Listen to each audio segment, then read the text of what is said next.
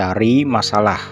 Berserulah kepadaku, maka aku akan menjawab engkau dan akan memberitahukan kepadamu hal-hal yang besar dan yang tidak terpahami, yakni hal-hal yang tidak kau ketahui.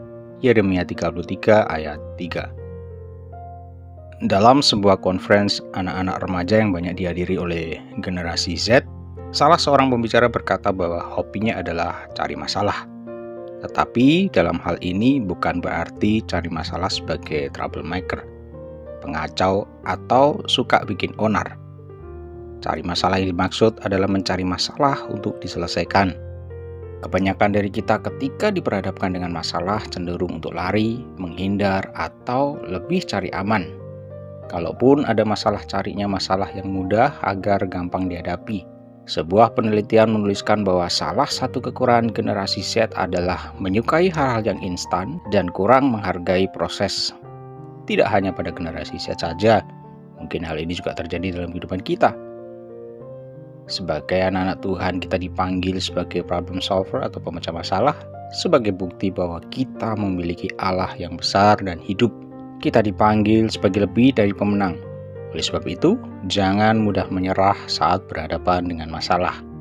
Daniel adalah salah satu seorang yang menjadi problem solver. Sekalipun ia termasuk dari salah seorang buangan dari kerajaan Yehuda, tetapi Daniel berketetapan untuk tidak menajiskan dirinya dengan santapan raja dan dengan anggur yang biasa diminum raja. Bagi pemimpin pegawai istana raja, hal ini bisa dikatakan Daniel sedang cari masalah yang bisa membuat dirinya dipersalahkan, sebab menolak titah raja harus bersiap menerima hukuman mati.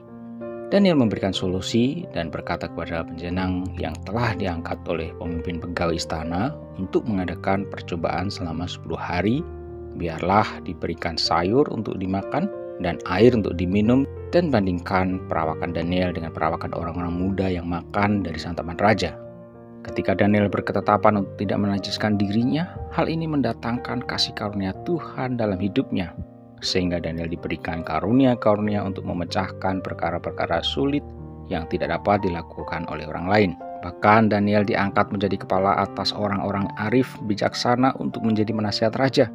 Tugas yang diemban Daniel pun berlanjut sampai pemerintahan Quraisy. Artinya Daniel telah melewati beberapa masa pemerintahan raja yang berbeda. Seringkali ketika kita harus menjadi problem solver dengan tidak meninggalkan identitas kita sebagai orang percaya, kita harus melawan sistem dunia dan bisa dikatakan sedang cari masalah. Tetapi saat kita tetap berpegang teguh pada kebenaran firman Tuhan, maka hal ini akan mendatangkan perkenanan dan kasih karunia Tuhan yang memampukan kita tetap teguh serta hikmat Allah mengalir dalam hidup kita. Amin. Sebagai anak-anak Tuhan, kita dipanggil menjadi problem solver sebagai bukti bahwa kita memiliki Allah yang besar dan hidup.